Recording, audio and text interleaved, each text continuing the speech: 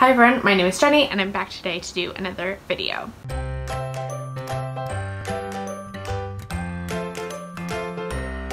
So somehow it's been 4 months since I did my last anticipated releases video. I'll put a link to it up in the cards above if you missed it. All of those books that I talked about are now out, so you could go read them at your leisure. So it is now time for my October to December anticipated releases.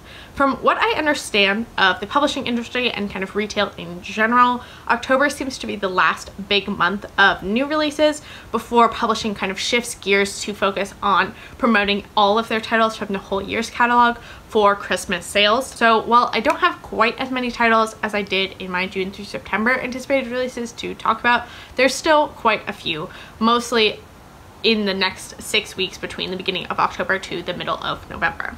Also, I do remember a few people commenting on that first video, very impressed by my ability to keep track of all of these new releases. So I just wanted to quickly go over kind of some of the ways that I track new releases and keep up to date with kind of what's coming out. This is one of my favorite hobbies or aspects of my book loving and reading hobby. In my heart, I really just own an independent bookstore that's like a children's cookbook, gardening, cozy vibes bookstore. So this is something that I really love to do and something that I've done since well before starting my channel, probably back in 2018. I started really avidly keeping up with anticipated releases. So the ways that I kind of mostly keep up with anticipated releases nowadays is just perusing NetGalley. I go on NetGalley several times a week, if not once per day. I really like NetGalley. I don't always request everything that I find on there that interests me, but I do keep track of it on Goodreads on just kind of a 2020 or 2021 releases shelf. So you can also find kind of all of my things that I'm finding on any of my Goodreads year by year shelves. Additionally, if you're also a fan of literary fiction, I'd recommend just kind of looking up anticipated releases for the fall. Vulture and Entertainment Weekly and Literary Hub all usually have pretty good lists that I like to refer to. I also follow Dade Beautiful, which is a podcast slash website that exclusively focuses its attention on anticipated releases of debut novels, and several of my favorite debuts from the last year have been featured on that website. So I'd highly recommend checking that website out if debut novels are something you're interested in keeping track of. And then finally, I follow Roxane Gay on Goodreads, and she reads a lot of books for review and then usually posts a pretty short review of those books when she's read them prior to their publication. And I use her as kind of a baseline for how much I will enjoy a book. So if she really likes a book, even if I've never heard of it, I usually will go add it to my Goodreads shelf, probably request it on NetGalley, and just hope for the best, because I do really trust her taste and also her ability at determining kind of what about books people might like. So if you're into kind of figuring out what's about to come out and what might be a buzzy book, Roxane Gay is a great place to start. So with all of that being said, let's just get into the books. As I did last time, I'm not going to give a whole synopsis of what the book is about. However, I'll just give a very brief, maybe 1 sentence, 2 sentence synopsis, why I'm excited. And then if you are interested in any of these titles, I'll definitely put a link to all of them so you can pre-order any of these titles or kind of look more into them yourself. So starting on October 6th, I have 5 titles that are coming out. So October 6th is a big pub day for me. The first of which is, spoiler alert, by Olivia Dade. This is published by Avon, and as I said, comes out on the 6th of October. And this is the first traditionally published romance for Olivia Dade. She's been an indie publisher for quite a while, and I followed her on social media back when I was more active on social media for quite a while and really enjoyed her kind of social media presence. She seemed like a really kind person, and her romances always seemed really fun. And since this is her first traditionally published romance, I wanted to support it. And this one, I believe, follows an actor on a TV show that's kind of similar to Game of Thrones-ish. It's very dramatic fantasy adventure TV show, maybe similar to Outlander as well, that has obviously a very large fan base and is based on a book series. So there's kind of some discourse between the book versus TV show adaptation, and the actor on the TV show secretly writes fan fiction for his character as kind of a way to work through his frustrations about the way his character is portrayed on the TV show. And I believe he gets involved online with one of the other fans in the fandom who doesn't realize that he is the actor on the show. So I think there's kind of some secret identity stuff happening. It sounds super fun. I've heard good things about kind of its representation of fan culture. All in all, I'm just excited about this one. And as you can see, there is some plus size rep in this book. I believe our main leading lady is a plus sized lady, so that is awesome as well. I think that's true of pretty much all of Olivia Dade's romance female leads, which is a good thing in the romance genre in my opinion. So definitely intrigued about this one. Then the next three are all ones that I have early copies of through NetGalley. So the first of which is The Fragile Earth, edited by David Remnick and Henry Finder. I've talked about this one several times on my channel. It's coming out from Echo, which is one of my favorite imprints. It's an imprint of HarperCollins, and they put out great literary fiction. Would highly recommend checking out their catalog. So this is a collected anthology of works published by the New Yorker starting in 1989 and continuing to 2019-2020, all on climate change, and I am enjoying this one so far. I've read a couple of the essays. This is quite a chunker though, because the New Yorker publishes very long articles, and there's about 30 of them I think in this collection. So it's coming in at like 560, 575 pages. So if you are interested in this one, just be aware it's like probably going to be a project. So super excited about this one, and also it just has such a nice cover. I love the New Yorker font. It's one of my favorite fonts. I took graphic design in high school, and now I just like am very aware of fonts and their like aesthetic abilities. So moving on to the next one, which is also out by Echo on October 6th, and that's Leave the World Behind by Rumaan. And this is a literary thriller that Roxane Gay loved. Here's what I told you. I found out about this from Roxane Gay. That deals with themes of racism and white privilege, which we always love to see in a thriller. We love kind of more socio-political, engaging thrillers and more kind of genre fiction-y books. So in this one, a white family is vacationing somewhere near New York, perhaps Cape Cod, I'm honestly not sure, at a beach house, and the black owners of the house come to the house saying that there is a blackout in the city, and I believe there's kind of some mystery of like, are people telling the truth? What's really happening in the city? What's going on in general? Secrets, lies, all sorts of fun stuff that you usually get in a thriller. Really excited about this one. Sounds spooky, sounds great.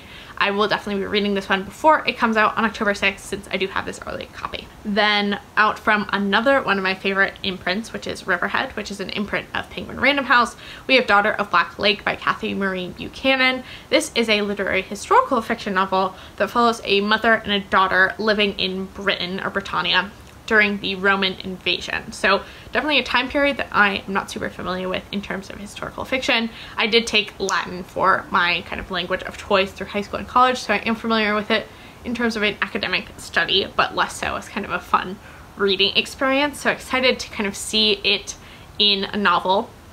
And I believe this one has some kind of adventure to it. The blurb says that it's a young girl in jeopardy must save her family and community. So that sounds fun. I think there'll also be some explorations of and discussion on like pagan religious traditions, which is also interesting. So yeah, excited for this one. Sounds like a good kind of fall Halloween-y type book. Then finally, the last release on October 6th is one that I have pre-ordered, which is A Measure of Belonging, Writers of Color in the New American South, edited by Cinelle Barnes, and this is out from Hub City Press, which I've talked about many times on my channel. They're one of my favorite indie presses, and they're located here in the South in Spartanburg, South Carolina. And this one, as you saw in the subtitle, it kind of says it all, is a bunch of writers of color living in the South or who have lived in the South in the past, talking about their experience of the South.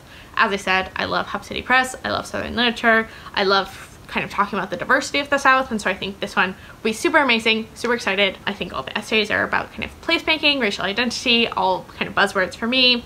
And on the blurb it says that these essays from new and established voices confront the complexities of the South's relationship with race, uncovering the particular difficulties and profound joys of being a Southerner in the 21st century. So like, what more could you want, really?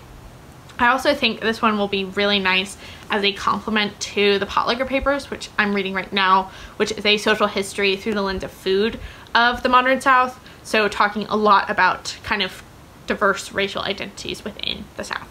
So super excited about A Measure of Belonging. As I said, I have it pre-ordered, so I will hopefully be reading this one as soon or shortly after it comes out. Then moving right along to October 13th, we also have 5 books coming out. The first of which I also have an early e-copy of from NetGalley, and this is Brave New Home, Our Future in Smarter, Simpler, Happier Housing by Deanna Lind. This one is out from Bold Type Books, which is an imprint, I believe, of the Hatchet book group, and I read about them recently in an article that I'll put a link to down in the description box below, published in Esquire by Emma Eisenberg, who wrote The Third Rainbow Girl, which I've not read but I'm really excited about. And apparently Bold Type Books does a really great job in terms of fact-checking its books and incorporates that into the editing process, which apparently is not true of many big name publishers. So just kind of be aware of that when you're reading nonfiction from big publishing houses. But anyway, so this particular book is another nonfiction book. There's a lot of nonfiction on this list for some reason. I do enjoy nonfiction, so that's not that surprising. That kind of explains itself in the subtitle. Super excited about this one. I think I've already mentioned a couple times on my channel, but I am applying to urban planning grad school for next fall. So I'm applying right now this fall, and while housing is not the area that I think I will probably go into, it is still something that I'm super intrigued about, especially as it relates to kind of sustainability and increasing community sustainability specifically. So super excited about this one. As I said, I had an early copy, so I will definitely be reading this one in the next couple of weeks. Then one that I do not have a copy of, but definitely want to get my hands on as soon as possible, we have Ring Shout by P. Djeli Clark. This one is published by Tor and is a fantasy novella that's kind of in the tradition of Lovecraft Country and The City We Became, of taking kind of a Lovecraftian horror type storytelling and twisting it on its head to make like racism and white supremacy like an actual physical evil, which we love to see. I loved that aspect of The City We Became, so I'm super excited to read this one. And this is set in the 1930s, I believe, in Georgia, and it's about a young woman who has to take on the KKK, who are trying to bring an actual like hell to Earth. So there is some kind of like racism and white supremacy manifesting into actual physical evil that must be like killed with like swords and stuff. So super intrigued about this one. Potentially we'll be reading this around the Halloween time. Haven't quite decided yet, but since it is a novella, I think it'll be pretty quick. And yeah, super excited about this one as well. Then the next one is The Midnight Bargain by C.L. Polk, which is published by Airworn, and I had not heard of Airworn, so I decided to look them up. And they are a new independent publisher that is publishing novel-length speculative fiction, particularly with a socio-political bent to it. So I thought that was super cool. Would definitely recommend checking them out if speculative fiction is something that you enjoy reading. And this one I really don't know that much about, but I did read Witchmark by C.L. Polk, which was her debut novel a couple years back. I don't really remember, and really enjoyed it. So I figured I would also give this one a try. And it's a fantasy with strong romantic elements. I don't think it's like a fantasy romance necessarily. That sounds super cool from what I have recently just learned about it, in that it's about two young women. I believe they get involved in romantic relationships, so there is some like queer LGBTQIA plus representation in this one. And I believe C.L. Polk is also identifies in some way as LGBTQIA plus. So this one, from the blurb, it says that our main character Beatrice is a sorceress who is terrified of the day she will be locked into a marital collar that will cut off her powers to protect her unborn children. So I'm not entirely sure what that means, but I'm fascinated and very eager to get to this one. This one I also have an early copy of through NetGalley, so I will be reading this before October 13th as well. And then we have two more October 13th releases, the first of which is The 12 Dates of Christmas by Jenny Bayliss. Gotta support someone with the same name as me, although she spells it differently than I do. And this is published by G.P. Putnam and is a cute sounding holiday romance. It's about a young woman who's gone back to her small town of her youth to live with her father, who it sounds like is sick in some way. And she's actually ended up living in this town for the past 4 years, and her friend ends up signing her up to have 12 dates over the course of the Christmas period. I read a YA that was 10 Blind Dates by Ashley Elston. It was not super memorable, which is why I can't really remember what it was called, but I enjoyed that one, so I'm excited to see it in an adult romance form. And yeah, excited about this one in general. We'll probably try to get to it around the holiday time. And then finally we have Black Sun by Rebecca Roanhorse, which is out by Saga Press. And this one is a very buzzy book here on YouTube in terms of the kind of speculative fiction world. And this would be my first book from this author, but she's definitely one that I've been intrigued about for a while. And again, I really don't know that much about this one, except it's a fantasy inspired by pre-Columbian civilizations, which I took a class on the art of the ancient Americas and thought it super fascinating. So that's always been an area of interest for me. So that was kind of all I needed to sign me up for this book. Plus Mara from Books Like Whoa recently raved about it in a like most anticipated releases vlog, where she read a few of the books she was really excited about, which I'll put a link to down in the description box below. And she like absolutely loved this one. So I have really high hopes, excited to read this one once it comes out. Then we have one October 20th release, which is The Fourth Island by Sarah Tolmie. This is another Tor novella that's set on a small island off the coast of Ireland.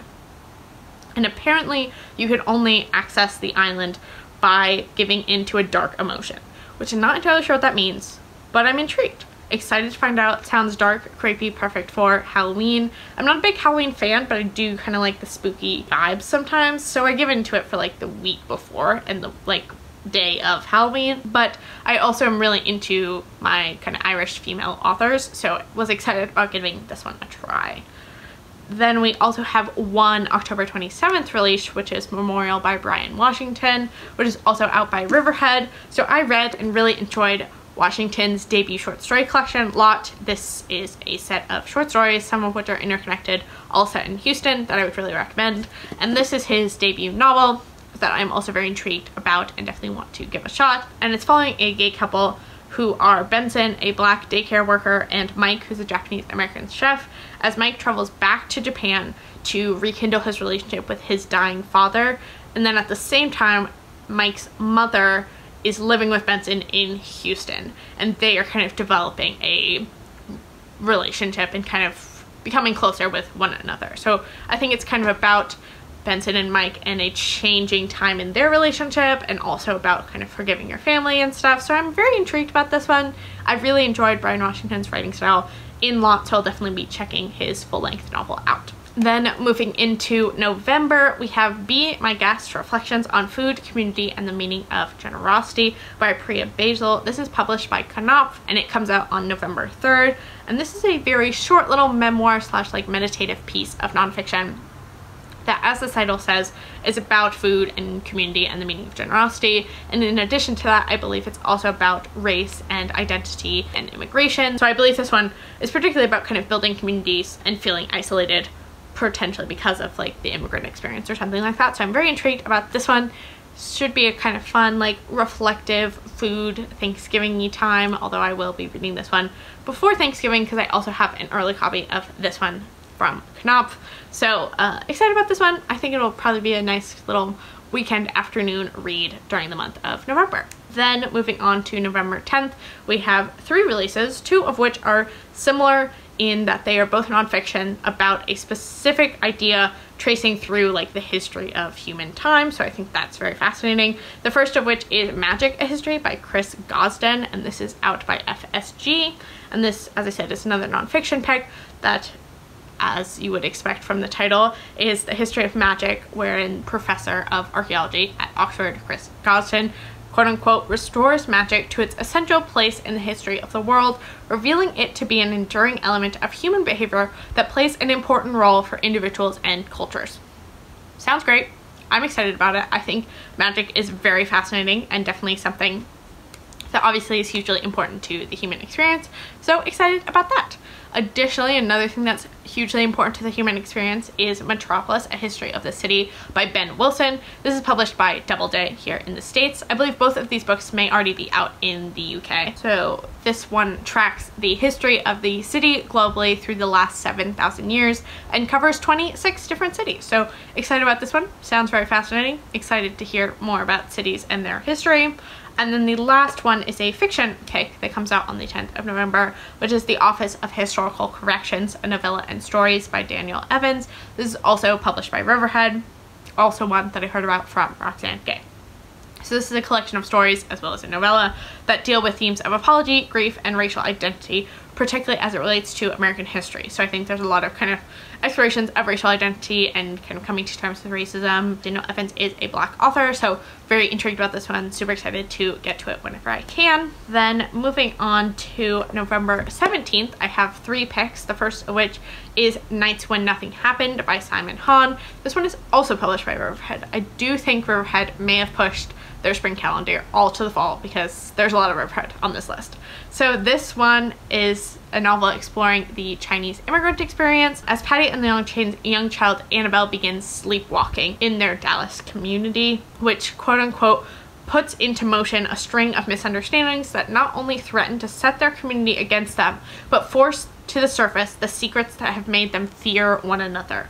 To be honest, I have no idea what that means, but I'm excited. I'm gonna read it for sure. Then moving along to the next one, which is one that I do have an early e-copy of, which is The Bright and Breaking Sea by Chloe Neill. This one is out from Berkeley, which is another imprint of Penguin Random House that I really like. And it's a fantasy romance with pirates that has a great cover. That's really all I needed to know about it, and that's all I'm gonna tell you about it. Finally, on November 17th, we have White Fright, The Sexual Panic at the Heart of America's Racist History by Djeli, who's a historian, and this one's published by Basic Books. I've not heard of Basic Books before, but this one is a nonfiction book that's obviously exploring the history of racial oppression of Black Americans here in the United States by examining the ways in which white rage and the oppression of Black Americans has been fueled by a fear of Black sexuality. So I think this will particularly relate to kind of white women and the necessity of virginity for white women and how that has informed racial oppression, which is intriguing. I definitely want to see some other reviews of this one before I for sure read it, but I did want to point it out because it did sound pretty interesting. So that is that one. And then last but not least, we have a December 1st release, which is also out by Riverhead. As I said, Riverhead pushed their whole calendar to the fall, it seems like, which is Wintering, The Power of Rest and Retreat in Difficult Times.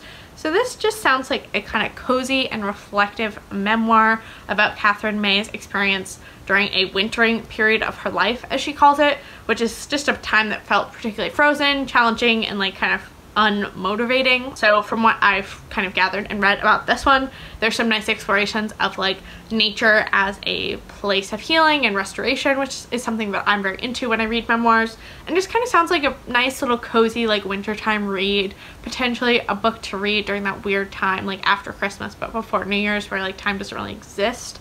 So I'm intrigued about this one for sure, and I do trust Riverhead and their publications, so I'm excited about this one as well. And those are all the books that I am excited about that are coming out this fall. There are a couple other ones that I'm vaguely interested in, but I thought I would limit it to the ones that I'm kind of most intrigued about and that I would likely hopefully be reading within the next couple of months if I can, so that you can be prepared for me potentially reviewing any of these books. If any of these books sound particularly interesting to you and maybe a book that you would especially want me to review, please let me know down in the comment section below. If you have found my channel through this video, I'd love to have you stick around and subscribe. I hope you're having a great rest of your day whenever you're watching this, and I will talk to you next time.